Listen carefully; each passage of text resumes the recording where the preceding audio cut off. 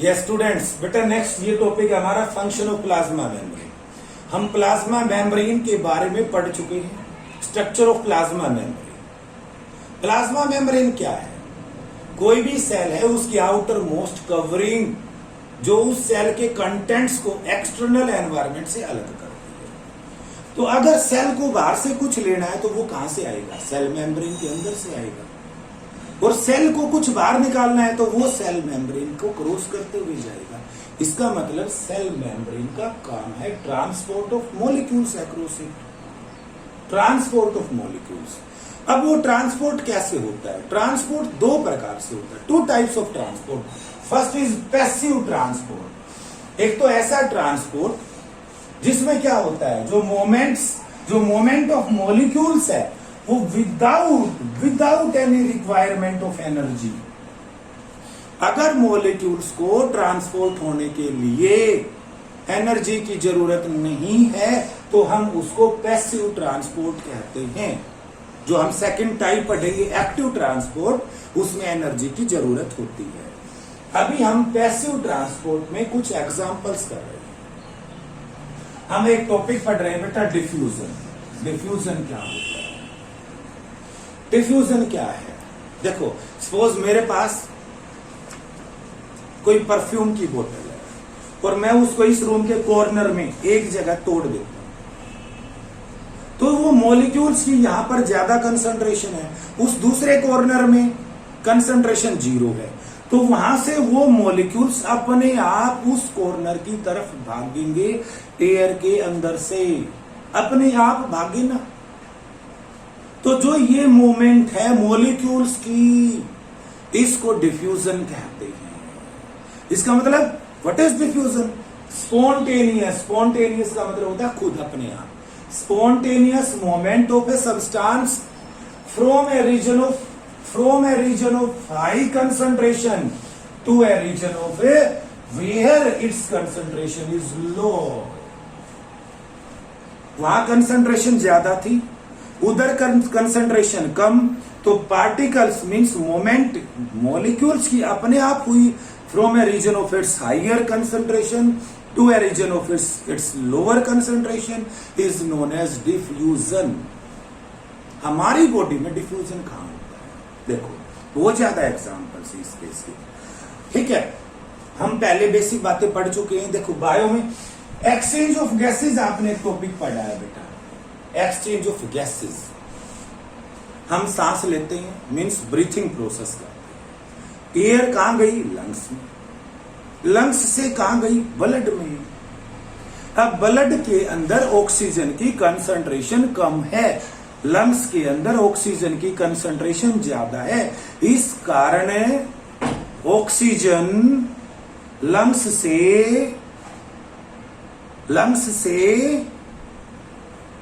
कहां पर? ब्लड में अपने आप डिफ्यूज हो गई। तो ब्लड में अपने आप डिफ्यूज हो गई क्योंकि कंसंट्रेशन लंग्स में ज्यादा है, ब्लड में कम है, तो ऑक्सीजन का डिफ्यूजन हो गया from a region of its higher concentration to a region of its lower concentration. इसी प्रकार कोई भी सेल है, सेल के अंदर सेलुलर रेस्पिरेशन होता है। इसका मतलब सेल के अंदर माइटोकॉन्ड्रिया है, माइटोकॉन्ड्रिया के अंदर क्या होगा? ऑक्सीडेशन होगा ग्लूकोज का और CO2 गैस बनेगी। जो CO2 गैस बनेगी वो CO2 गैस सेल से बाहर जाएगी, मीन्स कहां जाएगी? फिर से ब्लड में जाएगी।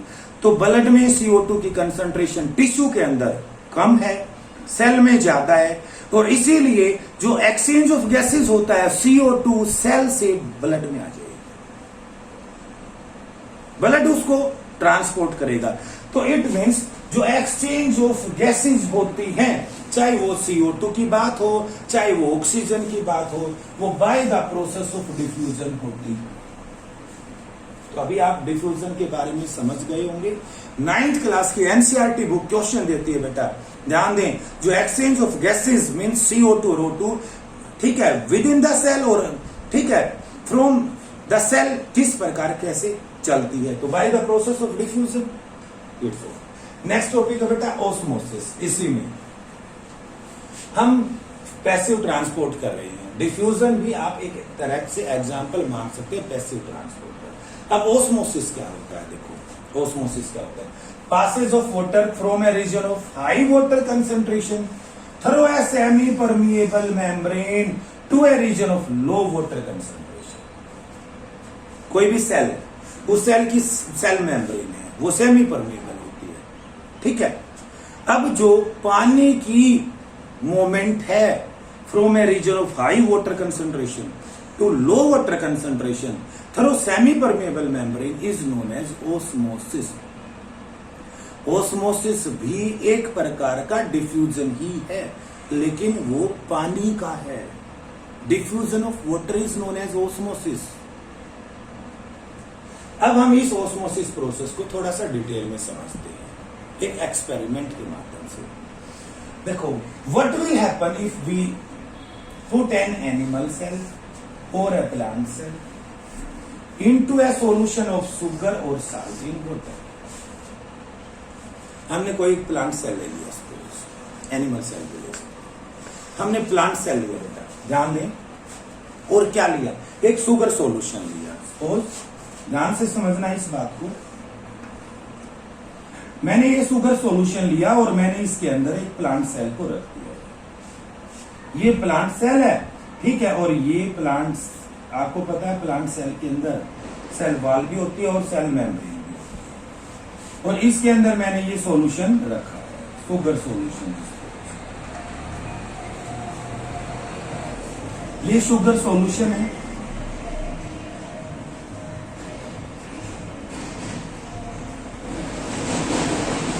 और ये उसके अंदर मैंने रख दिया प्लांट सेल। देखो, हमें पता है ये सेल मेम्ब्रेन है, इसके अंदर वैक्यूल होता है, न्यूक्लियस होता है, और ये इसका साइटोप्लाज्म, और डिफरेंट सेल ऑर्गेनेलीज होते हैं प्लांट सेल के अंदर। जैसे ही इस प्लांट सेल को हमने एक सॉल्यूशन में रखा, तो क्या होगा, पानी अंदर बाहर जाएगा, कुछ मॉलिक्यूल्स मूवमेंट शो करेंगे, कुछ पानी के मॉलिक्यूल्स बाहर से अंदर सेल में जाएंगे, कुछ सेल से बाहर सॉल्यूशन में आएंगे। फिर ओवरऑल अगर पानी ध्यान दें एंटर करता है सॉल्यूशन से सेल में, तो सेल स्वेल अप हो जाता है। ऐसे सॉल्यूशन को हाइपोटोनिक सॉल्यूशन कहते हैं। अगर पानी सेल के अंदर गया, सेल पानी को गेन करेगा, स्वेल अप हो जाएगा। ऐसे शुगर सॉल्यूशन को, मींस जो हमने यहां शुगर लिया है, साल्ट लेते तो साल्ट सॉल्यूशन, तो जो हमने लिया है उसको हम हाइपोटोनिक सॉल्यूशन कहते हैं। हाइपोटोनिक सॉल्यूशन, तो ये क्या हो गया, हाइपोटोनिक सॉल्यूशन। तो फर्स्ट हमने पढ़ा है हाइपोटोनिक सॉल्यूशन। अब सेकंड बात करते हैं बेटा, ध्यान दें, इसी डायग्राम से समझे आप। सॉल्यूशन में हमने एक सेल को रख दिया, सॉल्यूशन में हमने एक सेल को रखा है, पानी के मॉलिक्यूल्स अंदर बाहर जाएंगे। अगर ओवरऑल जो मोमेंट है सेल से कितने पानी के मॉलिक्यूल बाहर गए, कितने बाहर से अंदर गए, अगर वो बराबर है तो सेल का साइज सेम रहेगा। तो नेट जो ओवरऑल मोमेंट 0, और ऐसे सॉल्यूशन को आइसोटोनिक सॉल्यूशन कहते हैं। Isotonic solution means having the same concentration. Cell के अंदर जो साइटोप्लाज्म है उसकी कंसंट्रेशन और जो सराउंडिंग मीडियम है, मींस जिस सॉल्यूशन में हमने उसको रखा है, अगर दोनों की कंसंट्रेशन सेम है तो उन दोनों को हम आपस में आइसोटोनिक सॉल्यूशन कहते हैं। अब अगर हमने प्लांट सेल को रखा सॉल्यूशन में और मोमेंट हुई सब्सटेंसेस की, और ओवरऑल अगर पानी सेल से सॉल्यूशन में आता है, अगर पानी सेल से सॉल्यूशन में आता है फाइनली, तो सेल श्रिंक हो जाएगा, सिकुड़ जाएगा, और ऐसे सॉल्यूशन को हाइपरटोनिक सॉल्यूशन कहते हैं। हाइपरटोनिक सॉल्यूशन कहते हैं। ऐसे सॉल्यूशन को क्या कहते हैं? हाइपरटोनिक सॉल्यूशन कहते हैं। हाइपरटोनिक सॉल्यूशन कहते हैं बेटा ऐसे सॉल्यूशन को। तो हमने ये डिफरेंट टाइप के 3 सॉल्यूशंस पढ़े हैं, और इन सॉल्यूशंस के बाद आप एनसीईआरटी बुक से एक्टिविटी 5.3 पढ़ेंगे।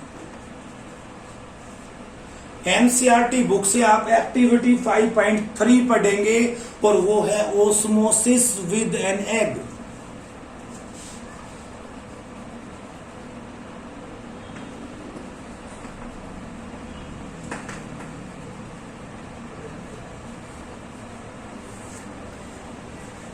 अब प्रैक्टिकली एक अंडे के साथ ओस्मोसिस प्रोसेस को समझो।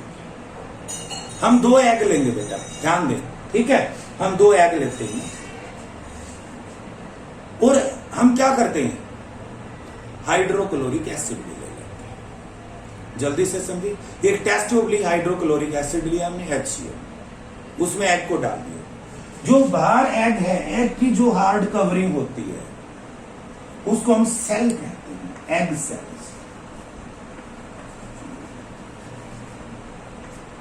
Egg shell. वो कैल्शियम कार्बोनेट की बनी होती है। किसकी बनी होती है? कैल्शियम कार्बोनेट की बनी होती है। कैल्शियम कार्बोनेट अगर हम इसको एसिड के साथ मिला दें, HCl के साथ मिला दें, अगर हम इसे कैल्शियम कार्बोनेट को एसिड के साथ मिला दें, एसिड के साथ मिला दें, तो ये एसिड कैल्शियम कार्बोनेट के साथ रिएक्ट करेगा, और इसको क्या कर देगा? इसकी सेल आउट को डिसोल्व कर देगा। फिर जो बाहर हमारे पास क्या बचेगा? बिल्कुल एक थिन मेम्ब्रेन होती है।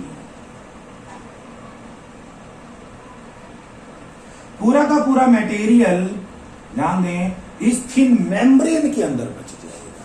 मीन्स आप कह सकते हैं सेल मेम्ब्रेन। अब हम क्या करेंगे? इस मटेरियल को, मीन्स इस सेल को, हम इस डी सेल्ड एग को, point to be noted, D sailed egg को अब किस में रखेंगे? हाइपरटोनिक सॉल्यूशन में रखें, तो पानी अंदर जाएगा और डी सेल्ड स्वेल अप हो जाएगा। और अगर हम हाइपरटोनिक सॉल्यूशन में रखते हैं तो क्या होगा? पानी बाहर निकलेगा, और जो सेल है, मींस डी सेल एग है, वो श्रिंक हो जाएगा।